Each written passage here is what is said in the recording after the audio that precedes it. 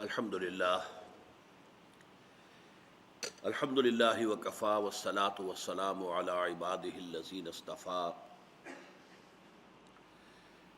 خصوصاً علی افضلہم وخاتم النبیین محمد الامین وعلی آلہ واصحابہ اجمعین۔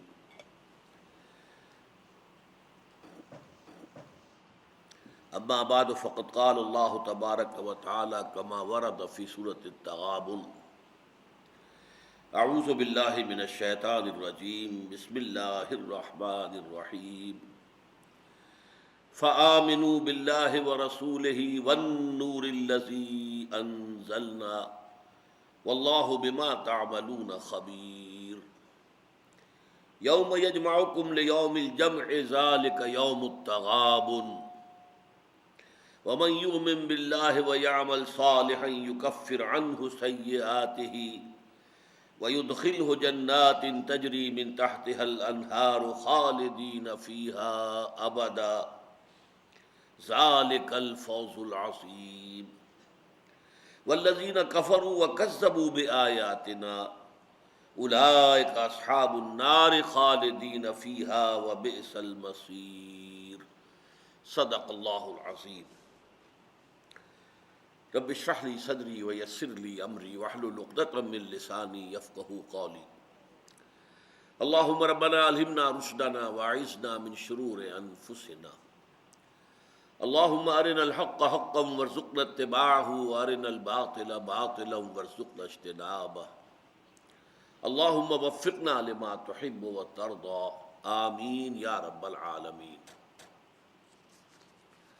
سورہ تغابن پر اس سے قبل 2 نشستیں ہماری ہو چکی ہیں، اور اس کی ابتدائی 7 آیات کا ہم مطالعہ کر چکے ہیں۔ چند بنیادی باتیں پھر ذہن میں تازہ کر لیں۔ قرآن حکیم میں ایمان کے موضوع پر مختصر صورتوں میں یہ جامع ترین صورت ہے۔ ویسے ایمان جو ہے اصل موضوع ہے مکی صورتوں کا۔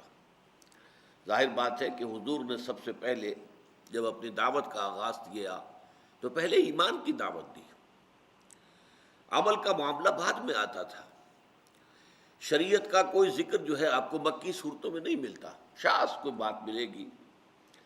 شریعت کے احکام نازل ہوئے مدینے میں آ کر، جبکہ ایک مسلمان معاشرہ وجود میں آیا جہاں ان احکام کی تنفیذ ہو سکتی تھی، وہاں مسلمانوں کو طاقت حاصل ہو گئی، غلبہ حاصل ہو گیا، تمکن حاصل ہو گیا۔ جیسے سورہ حج میں فرمایا گیا کہ الذین ان مکناہم فی الارض اقاموا الصلاۃ وآتوا الزکاۃ وامروا بالمعروف ونہوا عن المنکر۔ وہ لوگ کہ اگر انہیں زمین میں تمکن عطا کرے، غلبہ عطا کرے، تو وہ نماز قائم کریں گے، زکوٰۃ دیں گے، بھلائیوں کا حکم دیں گے، برائیوں سے روکیں گے۔ تو یہ ایک عام تقسیم جو ہے کہ مکی قرآن کا اصل مضمون ہے ایمان، اور مدنی قرآن کا اصل مضمون ہے شریعت۔ اس کے علاوہ دوسرا مضمون جو ہے مدنی قرآن کا وہ ہے جہاد فی سبیل اللہ اور قتال فی سبیل اللہ۔ بہرحال یہ مدنی صورت ہے، اور اس میں ایمان کا یوں سمجھیے کہ خلاصہ تمام مباحث کا نہایت جامع صرف 18 آیات میں اللہ تعالیٰ نے مرتب فرما کر ہمارے سامنے رکھ دیا ہے۔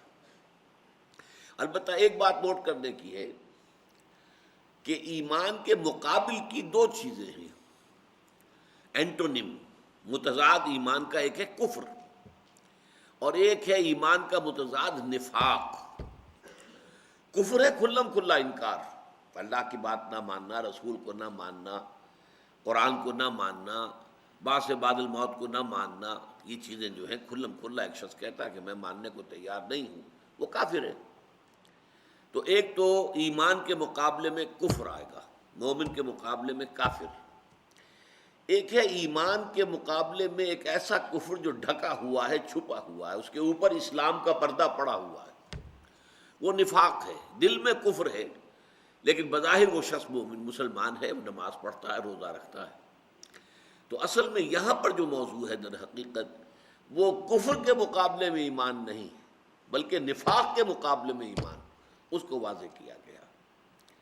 چنانچہ یہی وجہ ہے کہ اس سورہ مبارکہ سے متصلاً قبل جو ہے وہ سورۃ المنافقون ہے، 11 آیات میں وہ بھی انتہائی جامع صورت ہے قرآن مجید کی کہ اگرچہ نفاق اور منافقت کا مضمون جو ہے طویل جو مدنی صورتیں ہیں، سورہ نساء ہے، سورہ توبہ ہے، ان میں آئے ہیں بڑی وضاحت کے ساتھ، لیکن یہ کہ ان کا بھی خلاصہ 11 آیتوں میں سورہ منافقون میں آ گیا ہے، یہ انشاءاللہ ہمارے منتخب نصاب میں شامل ہے، لیکن یہ کہ وہ چوتھے حصے میں جا کر وہ اس کا درس ہوگا۔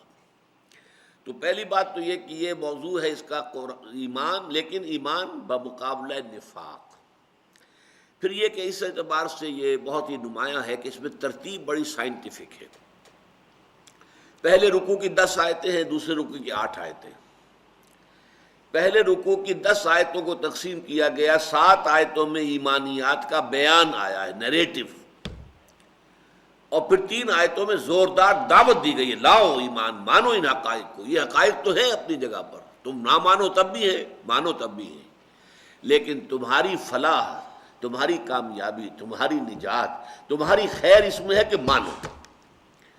اسی طریقے سے پھر جو دوسرا رکوع ہے 8 آیات پر مشتمل ہے، اس میں سے 5 آیات میں ایمان کے ثمرات، نتائج۔ ایمان اگر حقیقتاً موجود ہے تو انسان کا نقطہ نظر کیسے تبدیل ہو جاتا ہے، حوادث کائنات کے بارے میں اس کی رائے کیا بن جاتی ہے، اس کا عمل کس طرز کا ہوتا ہے، وہ اپنے گھر بار میں اہل و عیال کے اندر اس کا کردار کیا ہوتا ہے، دنیا میں اور دنیا کے مال و اسباب، وسائل و ذرائع کے بارے میں اس کا نقطہ نظر کیا ہوتا ہے، اس کی عملی جد و جہد کا رخ کیا ہوتا ہے۔ یہ ہے اصل میں ثمرات ایمان، ایمان کے نتائج۔ جیسے ایک درخت کے اندر پھل لگتا ہے تو ہم کہتے ہیں نا کہ درخت اپنے پھل سے پہچانا جاتا ہے، تو ایمان جو ہے ایک ایسا درخت ہے جس میں پھل لگتے ہیں، بلکہ پھل یہاں 2 طرح کے لگتے ہیں، ایک باطنی پھل ہیں جو سامنے سے نظر نہیں آتے، اور ایک ظاہری پھل ہیں جو نظر آتے ہیں۔ باطنی پھل وہ ہیں جو انسان کی نفسیات، اس کے نقطہ نظر میں، اس کے انداز فکر کے اندر جو تبدیلی پیدا ہو جاتی ہے ایمان کے نتیجے میں، اور عمل جو ہے وہ ظاہر ہے کہ ایمان کا جو عملی تقاضے آدمی پورا کرے گا وہ ظاہری ہے، وہ سامنے کی بات ہوگی۔ تو 5 آیات میں نیریٹو ہے ثمرات ایمان کے بارے میں، اور پھر 3 آیات میں پھر زوردار انداز میں دعوت ہے کہ اب ان تقاضوں کو پورا کرو، اپنی زندگی میں ان کیفیات کو پیدا کرو۔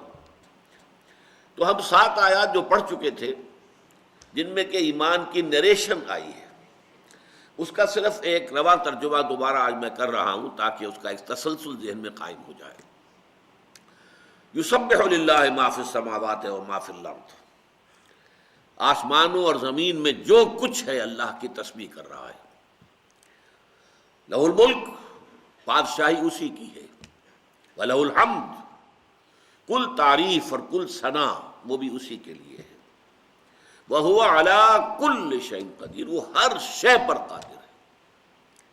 هُوَ الَّذِي خَلَقَكُمْ، وہی ہے کہ جس نے تمہیں پیدا کیا، فَمِنْكُمْ كَافِرٌ وَمِنْكُمْ مُؤْمِنٌ، تو تم میں سے بعض کافر ہیں بعض مومن ہیں۔ اب یہاں یہ 2 مفہوم ہو سکتے ہیں، تمام انسانوں سے خطاب ہو رہا ہے کہ تمام انسانوں کو اللہ نے پیدا کیا، هُوَ الَّذِي خَلَقَكُمْ، اسی نے تمہیں پیدا کیا ہے، اور اس کے بعد کچھ کافر ہے کچھ مومن ہے۔ کافر یہاں کھلے معنی میں آ جائے گا، یعنی جو کھلا کافر ہے، لیکن یہاں اگر خطاب کا رخ سمجھا جائے امت مسلمہ کی طرف، تو اے مسلمانوں تم سب کو اللہ نے پیدا کیا، لیکن تم میں سے بعض مومن ہیں حقیقتاً واقعی طور پر، اور بعض منافق ہیں یعنی حقیقت کے اعتبار سے کافر۔ واللہ بما تعملون بصیر، اور جو کچھ تم کر رہے ہو اللہ اسے دیکھ رہا ہے۔ اس میں مضمر ہے ایمان بالآخرہ، اللہ دیکھ رہا ہے، کس لیے دیکھ رہا ہے؟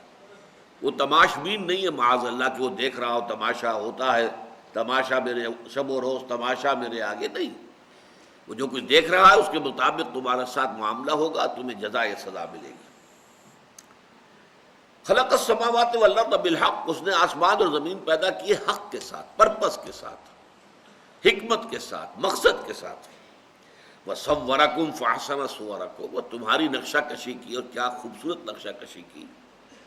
وَإِلَيْهِ الْمَصِيرُ، اور اسی کی طرف لوٹنا ہے۔ پھر یہاں پر آخرت کا تذکرہ آ گیا یہ آخرت کا تذکرہ جو ہے اللہ تعالیٰ کے ذات و صفات کے تذکرے میں گندھا ہوا ہے، گویا کہ ساتھ ہی اس کے اندر جڑا ہوا ہے۔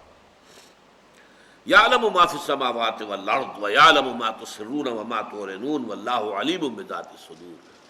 میں نے عرض کیا تھا کہ اللہ تعالیٰ کی صفت علم پر یہ سب سے زیادہ جامع اور گمبھیر آیت ہے پورے قرآن مجید میں۔ 3 ڈائمنشنز آئی ہیں اس میں اللہ تعالیٰ کے علم کی۔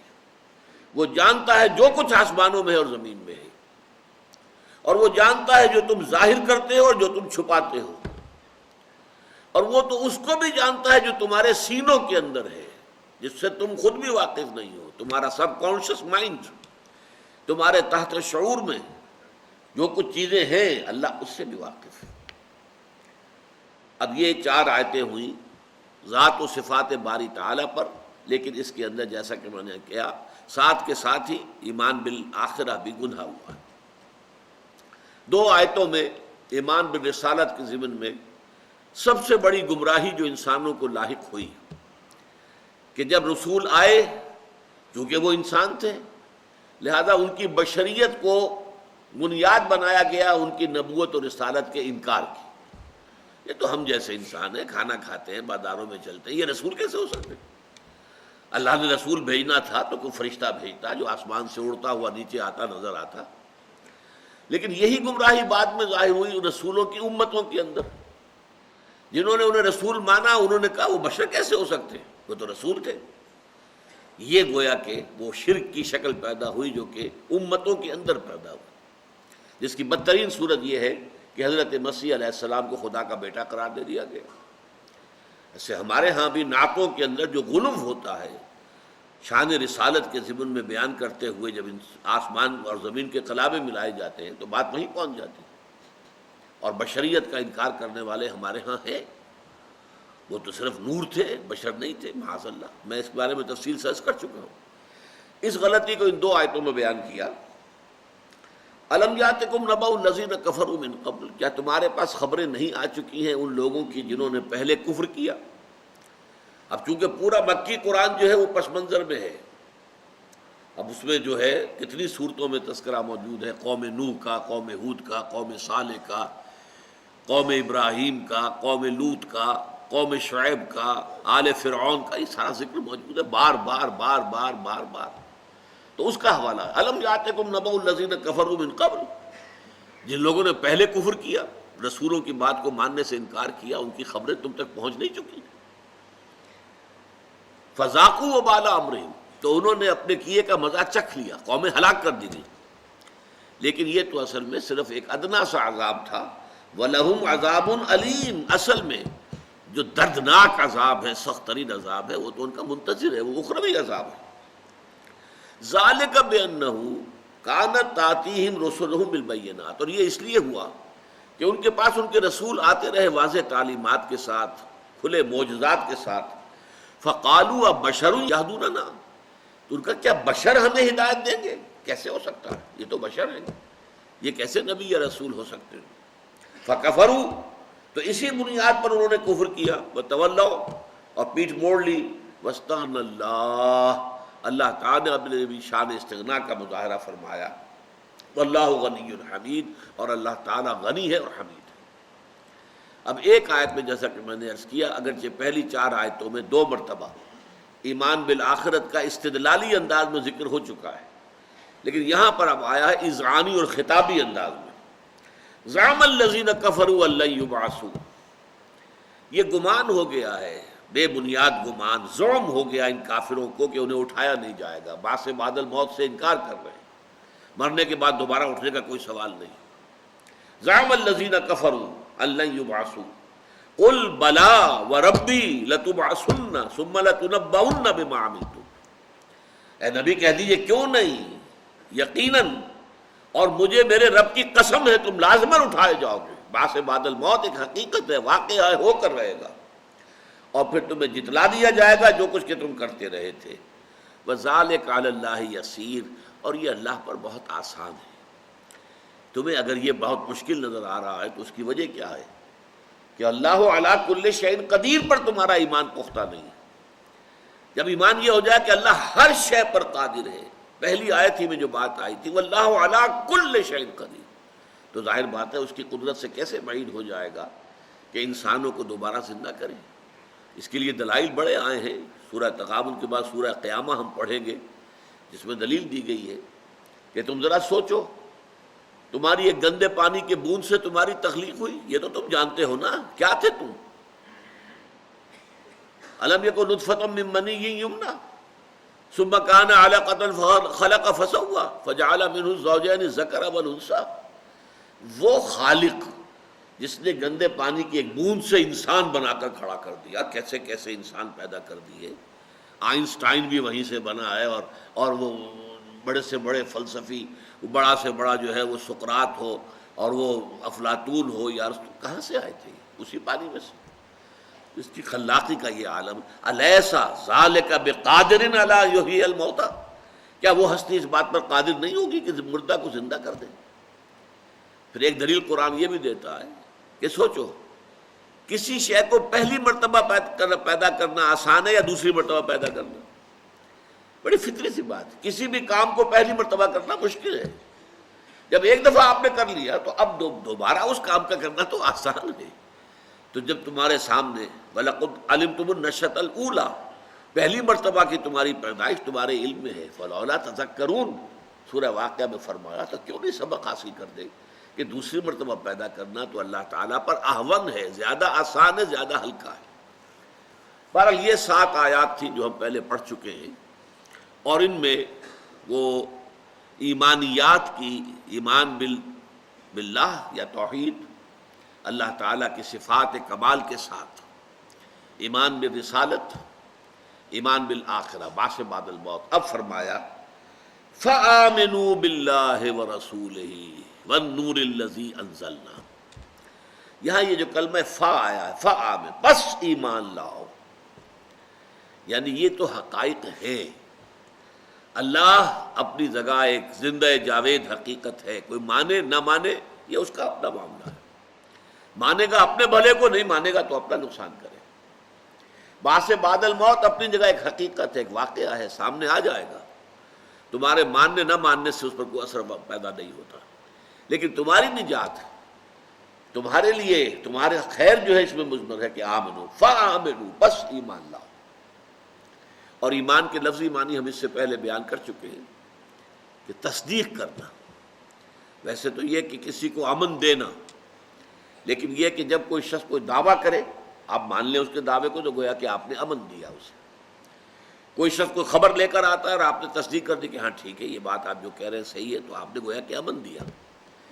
اگر آپ اس کے دعوے کا انکار کریں گے یا کہیں گے خبر جھوٹی ہے، تو گویا کہ کنٹروورسی شروع ہو جائے گی، وہ کنٹروورسی جو ہے وہ بڑے کنفلکٹ کی شکل میں بھی ہو سکتی ہے۔ لہذا امن سے بنا ہے ایمان، فآمنوا باللہ، تصدیق کرو اللہ کی، مانو اللہ، ورسولہ، اور اس کے رسول پر ایمان لاؤ، مانو اس کے رسول کو، تصدیق کرو اس کے رسول کی صلی اللہ علیہ وسلم۔ اور رسول کی تصدیق کا سب سے بڑا مظہر گویا کہ اسی کے ایک حصے کو عطف کے ساتھ علیحدہ کر دیا، نمایاں کر دیا، وَالنُّورِ الَّذِی أَنزَلْنَا، اور ایمان لاؤ اس نور پر کہ جو ہم نے نازل کیا ہے۔ اس نور سے کیا مراد ہے؟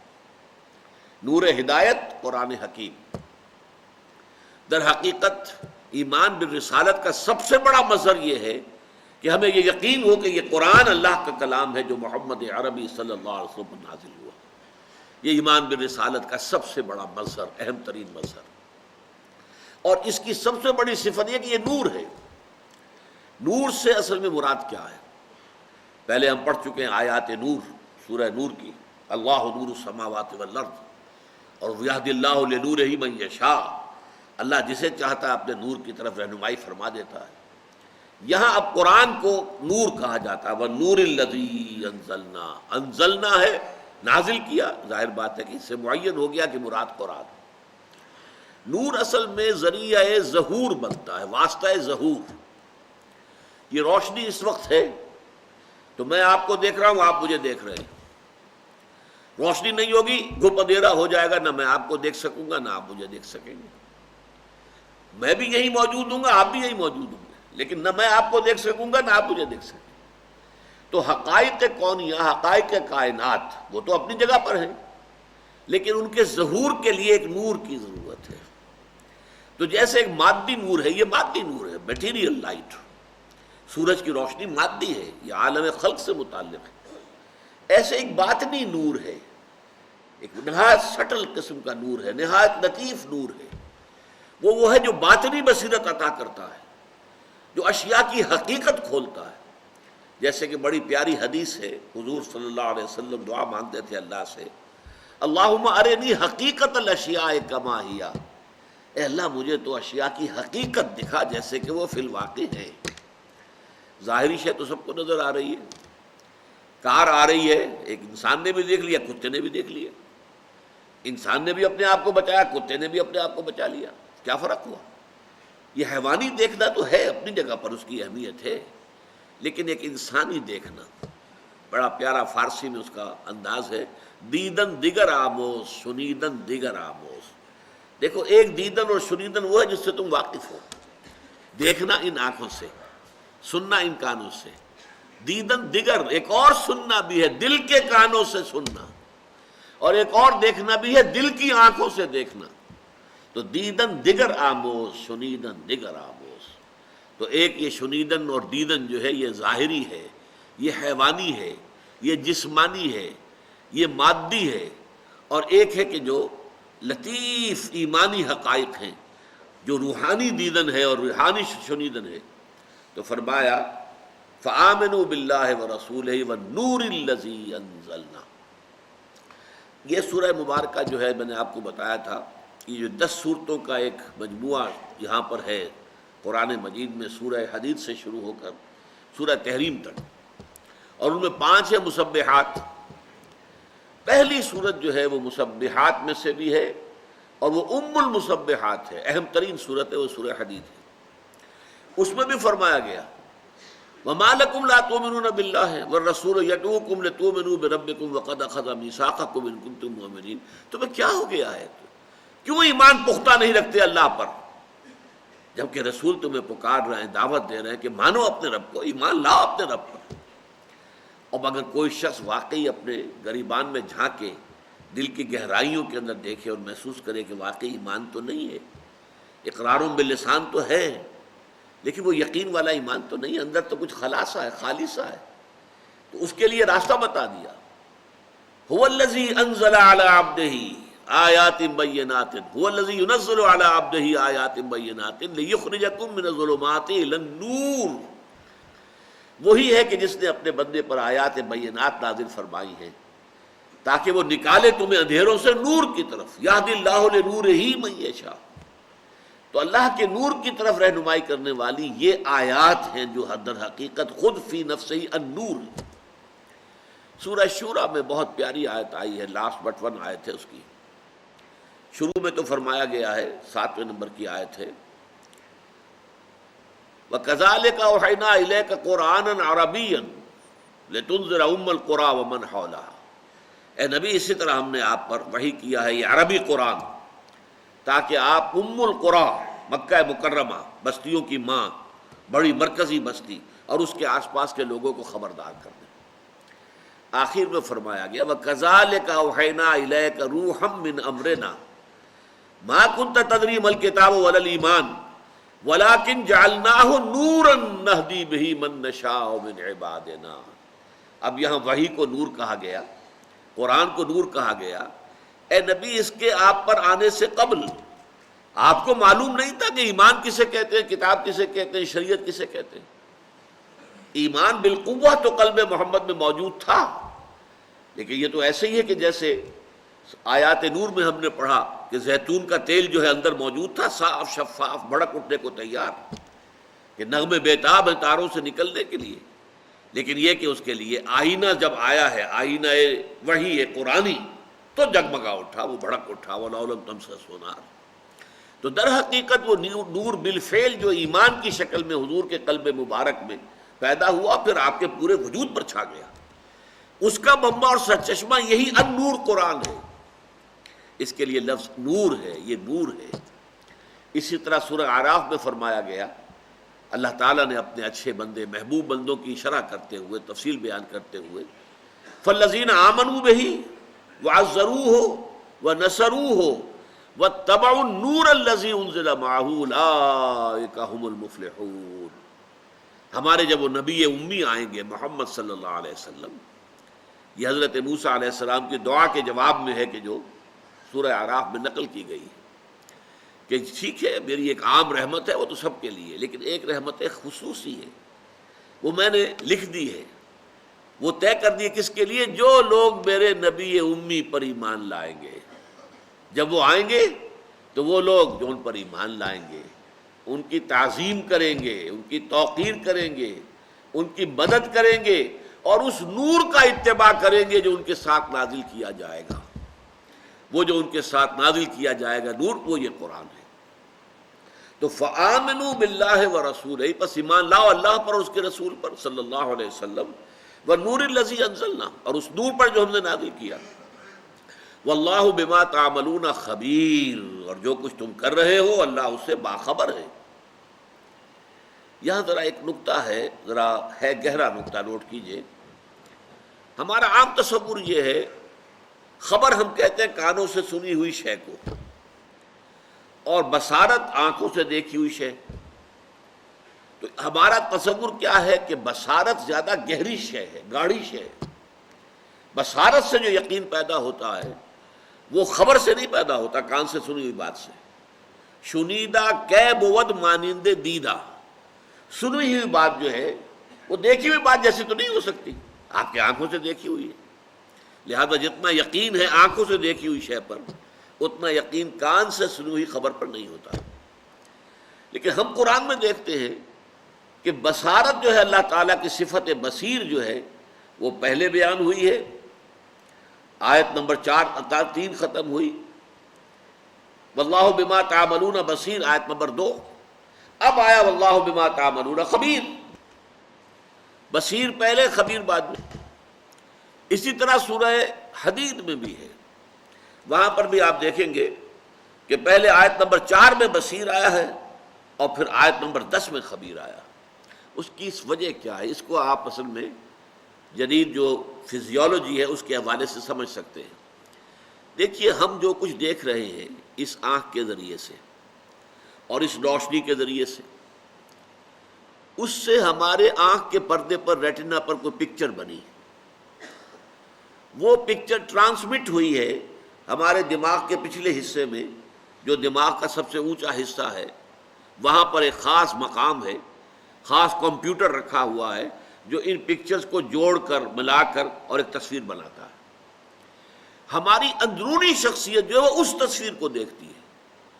یوں سمجھیے کہ میرا جو خول ہے، مادی خول، میری ایک باطنی شخصیت اس کے اندر مضمر ہے، وہ چھپی ہوئی ہے.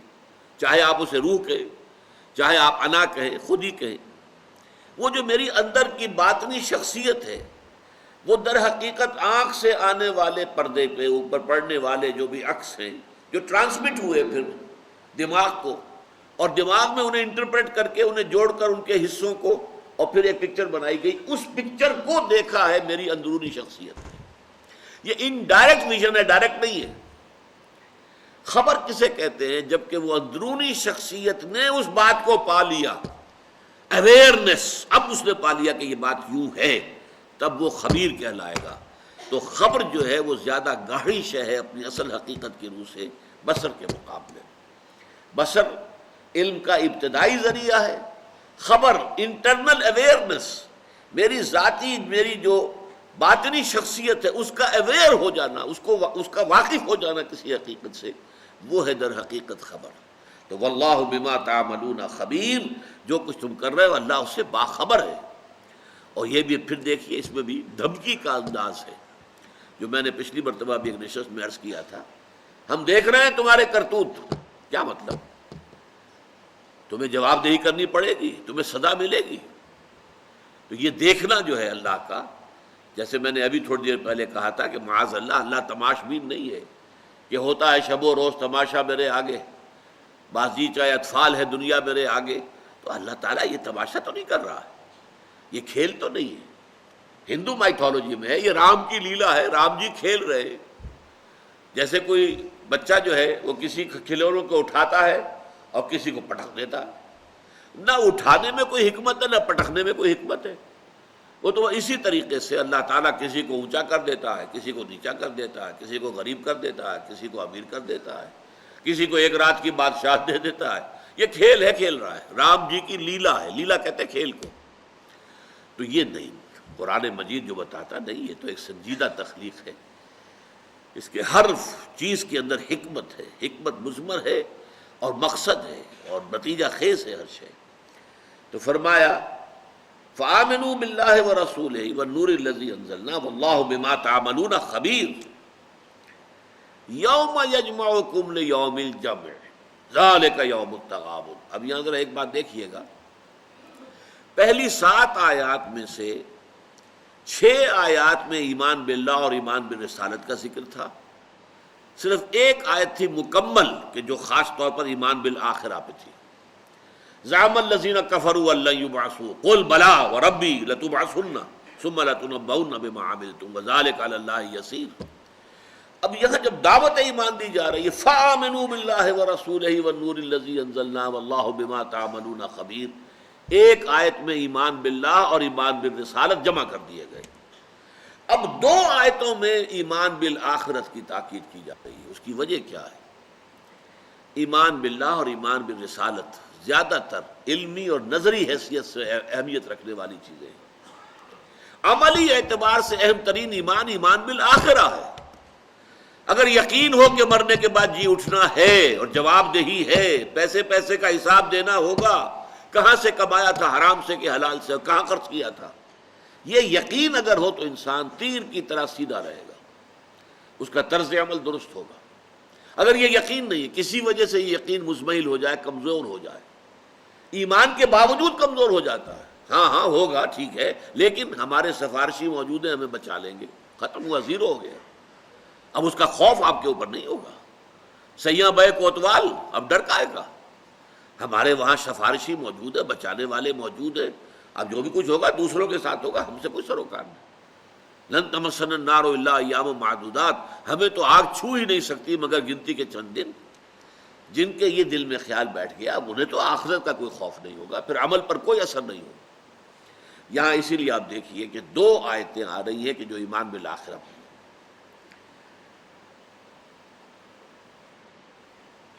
یوم یجمعکم لیوم الجمع، وہ دن کہ جس دن وہ تمہیں جمع کرے گا، جمع کرنے کے دن۔ یہ قیامت کا دن جو ہے وہ جمع ہونے کا دن ہے، پوری نوع انسانی بیک وقت جمع ہوگی۔ یا اس وقت جمع تھی ارواح کی شکل میں جب پہلی مرتبہ پیدا کیے گئے، کما خلقناکم اول مرہ، عالم ارواح میں جب ہماری ارواح پیدا کی گئی، تمام ارواح بیک وقت موجود تھی اللہ کے سامنے، جبکہ اس نے سوال کیا الست بربکم قالوا بلی۔ اب دوبارہ پھر اس وقت پورے انسان جمع ہوں گے قیامت کے دن، تمام نوع انسانی، آدم سے لے کر نسل آدم کا آخری انسان جو دنیا میں رہا ہوگا قیامت تک، وہ سب کے سب موجود ہوں گے۔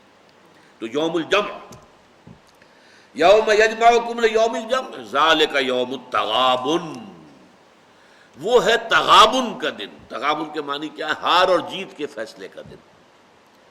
کون ہارا کون جیتا؟ اس لفظ کو ذرا گہرائی میں سمجھ لیجئے۔ غبنا غبنن کہتے ہیں مال میں ایک دوسرے کو خسارہ دینے کی کوشش۔ اب دیکھیے خرید و فروخت بھی جب ہو رہی ہے تو دکاندار کوشش کرتا ہے آپ سے زیادہ قیمت وصول کرنے کی، اور آپ کوشش کرتے ہیں کم سے کم قیمت دینے کی۔ یہ ایک ٹسل ہے خریدار کے درمیان اور بیچنے والے کے درمیان، دونوں ایک دوسرے کو خسارہ دینے کی کوشش کر رہے ہیں۔ یہی معاملہ جو ہے پھر غبنن آتا ہے، کوئی چال ایسی کہ جس سے کسی کو نقصان پہنچایا جا سکے خفیہ انداز میں۔ اب باب تفاعل میں تغابن، تو اس دنیا میں جو ایک کشاکش چل رہی ہے، جس سے جدید اصطلاح میں کہا گیا اسٹرگل فار ایگزسٹنس، یہاں اپنے وجود کو برقرار رکھنے کے لیے کمپٹیشن ہے، ایک مقابلہ چل رہا ہے، ایک اسٹرگل ہے، اور ہر لحظے پر ہر لمحہ جو ہے یہ اسٹرگل ہے۔ ایک طرف ایک چاہتا ہے کہ میں جو ہے اس سے نفع اٹھا لوں زیادہ سے زیادہ، دوسرا چاہتا ہے میں نفع اٹھا لوں، اور ظاہر بات ہے کہ اگر زیادہ نفع آپ نے اٹھایا تو گویا کہ زیادہ نقصان آپ نے دوسرے فریق کو پہنچا دیا. اس سے یہ لفظ بنا ہے تغابن، ہار اور جیت. ایک دن ہے جو اصل ہار اور جیت کے فیصلے کا دن ہے. دنیا میں بھی آپ کچھ جیتتے بھی ہیں، ہارتے بھی ہیں. ابھی الیکشن میں کچھ جیت گئے ہیں، کچھ ہار گئے ہیں، اور کوئی گیم ہے تو اس میں کوئی ہار گئی ہے ٹیم اور کوئی جیت گئی ہے. لیکن یہ ہار اور جیت بڑی عارضی سی ہے، ان کی کوئی حیثیت نہیں، کوئی اہمیت نہیں. یہ کھیل ہے. لیکن آخری ہار اور جیت کا فیصلہ قیامت کے دن ہوگا. جو اس دن جیتا، کامیاب ہوا، وہ جیت گیا، وہ کامیاب ہو گیا. اور جو اس دن ہار گیا، برباد ہو گیا، جہنم میں جھونک دیا گیا، وہ تباہ ہو گیا. تو یوم یجمعکم لیوم الجمع ذالک یوم التغابن، ہار اور جیت کے فیصلے کا دن وہ ہے. دنیا کی ان ہار اور جیتوں سے، ہاروں سے، جیتوں سے کوئی زیادہ نہ تو پھولے سمانا جو ہوتا ہے، پھولے نہ سمانا. جیت ہو گئی ہے تو شادیانے بج رہے ہیں، اور اگر شکست ہو گئی ہے تو افسردگی آ گئی ہے. نہیں، ہاں اس کی فکر کرو جو اصل ہار ہے اور اصل جیت ہے. یوم یجمعکم لیوم الجمع ذالک یوم التغابن. اب تغابن کا فیصلہ کیا ہوگا اس کی تشریح ہو رہی ہے. ومن یؤمن باللہ ویعمل صالحا، جو شخص اللہ پر ایمان رکھے گا اور عمل کرے گا نیک. عمل صالح ایمان کی دلیل ہے، ایمان کی گواہی، ایمان کی شہادت. اگر عمل درست نہیں ہے تو پھر ایمان کا دعویٰ صرف دعویٰ ہے، نرا دعویٰ ہے، اس کی کوئی حقیقت نہیں. اس کے لیے لازم شرط، جیسے اب پہلا سبق ہمارا تھا والعصر ان الانسان لفی خسر الا الذین آمنوا وعملوا الصالحات. ایمان کے بعد لازم عمل صالح، اس کے تقاضے، اس ایمان سے جو چیز لازم آتی ہے اس کو پورا کرنا، ادا کرنا. ومن یعمل باللہ ومن یؤمن باللہ ویعمل صالحا یکفر عنہ سیئاتہ، اللہ تعالیٰ دور کر دے گا اس سے اس کی برائیوں کو. اس کے دو معنی ہیں. تکفیر، کفارہ. کفارہ کا لفظ تو ہم جانتے ہیں نا، کفارہ. ایک گناہ ہو گیا، اس کا کفارہ دے رہے ہیں. قسم کھا لی تھی، قسم توڑ رہے ہیں تو کفارہ دے رہے ہیں. وہ گویا کہ کسی ایک بری شے کے ڈھانپنے والی چیز ہے، اس کے اثرات کو زائل کرنے والی شے ہے. تو یہاں پر فرمایا یکفر عنہ سیئاتہ، اللہ تعالیٰ اس سے اس کی برائیوں کو دور کر دے گا، دھو دے گا. اس کے دونوں مفہوم، یہ اس سے پہلے سورہ آل عمران کے آخری رکوع میں بھی بات آ چکی ہے، پھر دوبارہ تازہ کر لیجئے. ایک تو یہ کہ دامن پر جو داغ اور دھبے دامن کردار پر ہیں. ظاہر بات ہے کہ ایک شخص کی زندگی گزری ہے پہلے، اور یا تو وہ بے شعوری طور پر مسلمان تھا، ابھی شعوری ایمان اسے حاصل ہی نہیں ہوا تھا، دلی یقین والا ایمان اسے میسر آیا ہی نہیں تھا، یا یہ کہ وہ تھا ہی کافر اور اب وہ ایمان لا رہا ہے. تو اس کی سابقہ زندگی سے اس کی عادات و اطوار کے اندر جو برائیاں شامل ہو گئی ہیں، بری عادتیں ہیں، برے اطوار ہیں، ان سے اللہ تعالیٰ اس کی سیرت کو پاک کر دے گا، صاف کر دے گا، وہ برائیاں دھو دے گا. جیسے پت جھڑ میں درختوں کے پتے جو ہے جھڑ جاتے ہیں، اسی طرح ایمان جب آتا ہے حقیقی معنی میں دل میں، تو پھر انسان کی سیرت و کردار کے اندر اگر کوئی بری چیزیں ہیں تو وہ پت جھڑ کے خزاں کے پتوں کی طرح جھڑ جاتے ہیں. تکفیر ایک یہ ہوئی کہ سیرت و کردار میں سے بری عادات و اطوار کو دھو دینا، صاف کر دینا. اور دوسری تکفیر کیا ہے کہ اب تک جو نامہ اعمال کے دھبے ہیں، اب تک جو بھی کچھ آپ کا نامہ اعمال اللہ تعالیٰ کے ہاں موجود ہے، اس میں جو سیاہیاں ہیں، جو سیاہ کاریاں ہیں، جو غلط کام ہیں، جو برے کام ہیں، جو لوگوں پہ ظلم کیے ہیں، جو کچھ کیا ہے، اللہ تعالیٰ اس کو بھی دھو دے گا، تاکہ آپ کا وہ ریکارڈ جو ہے اعمال نامہ وہ بھی صاف ہو جائے. اس لیے کہ کفر سے اسلام میں آنا تمام گناہوں کو صاف کر دیتا. تو یکفر عنہ سیئاتہ ومن یؤمن باللہ ویعمل صالحا یکفر عنہ سیئاتہ ویدخلہ جنات تجری من تحتہا الانہار، اور داخل کرے گا انہیں ان باغات میں کہ جن کے دامن میں ندیاں بہتی ہوں گی. یہ میں نے پہلے بھی بیان کیا ہے، یہ ایک نیچرل گارڈن کا تصور ہے کہ جو خاص طور پر پہاڑی علاقوں میں ہوتا ہے. ادھر بھی اونچائی ہے، پہاڑی ہے، ادھر بھی اونچائی ہے، نیچے وادی میں کوئی دریا بہہ رہا ہے، دریا سواں بہہ رہا ہے، یا دریائے سرن بہہ رہا ہے، یا اور اس طرح کے دریا آپ کو چھوٹے چھوٹے چھوٹے چھوٹے ندی نالے سے، اب ان سے جو ہے پانی دونوں طرف جذب ہو رہا ہے، اور وہاں پلانٹیشن ہے، وہاں درخت ہے. تو گویا کہ دامن میں، جیسے اقبال کا وہ شعر ہے، دامن میں کوہ کے ایک چھوٹا سا جھونپڑا ہو، تو ایک وہ باغ ہوتا ہے کہ جس کے دامن میں ندی بہہ رہی ہے، اوپر پلانٹیشن ہے، درخت ہیں، پھلدار ہیں، اور کہ نیچے جو ہے اس کے دامن کے اندر ندی بہہ رہی ہے. تحت الانہار خالدین فیہا ابدا، وہ رہیں گے اس میں ہمیشہ ہمیشہ ہمیشہ ہمیشہ. اب نوٹ کیجئے، پہلے تو خلود کے معنی بھی ہمیشہ کے ہیں. خلود ہمیشہ رہنا، خلود فی النار، خلود فی الجنہ، جنت میں ہمیشہ رہنا اور دوزخ میں ہمیشہ رہنا. لیکن یہ کہ اس میں تاکید کے لیے اضافہ کیا گیا، خالدین فیہا ابدا، وہ رہیں گے اس میں ہمیشہ ہمیشہ ہمیشہ ہمیشہ. ذالک الفوز العظیم، یہ ہے بڑی کامیابی. دنیا میں چھوٹی چھوٹی کامیابیاں ہوتی ہیں، کوئی میچ آپ جیت گئے، کوئی الیکشن جیت گئے، کوئی اور معاملہ ہو گیا، کسی سودے میں بہت نفع ہو گیا، وہ بے شمار چیزیں ہوتی ہیں، لیکن اصل میں وہ نہیں ہے کامیابی، تو عارضی سی چیزیں ہیں. اصل کامیابی وہ ہے جو اس دن من یکفر عنہ سیئاتہ ویدخلہ جنات تجری من تحتہا الانہار خالدین فیہا ابدا، جس کا یہ مقدر بنا، جس کا انجام یہ ہوا، ذالک الفوز العظیم، وہ ہے بہت بڑی کامیابی. والذین کفروا وکذبوا بآیاتنا، اور وہ لوگ جنہوں نے کفر کیا اور ہماری آیات کو جھٹلایا. یہ بھی دو الفاظ قرآن مجید میں آتے ہیں، ان کا مفہوم کیا ہے؟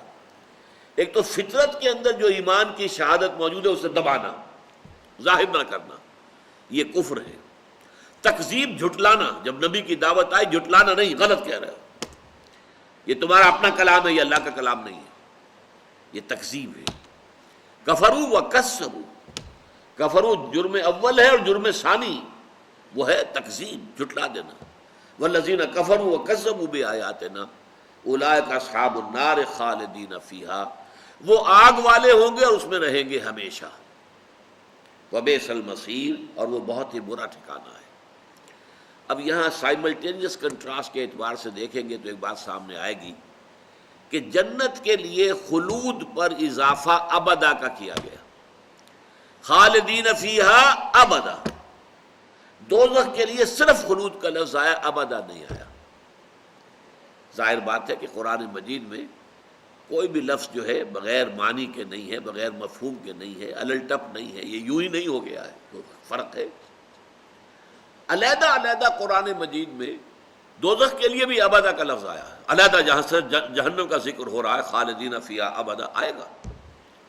لیکن جب سائملٹینیس کنٹراسٹ ہوتا ہے، فوری تقابل، یہاں فوری تقابل ہے اہل جنت اور اہل دوزخ کا، تو جنت والوں کے لیے خالدین فیہا ابدا اور دوزخ والوں کے لیے خالدین فیہا ابدا کا اضافہ نہیں کیا گیا، تو کوئی نہ کوئی فرق ہے.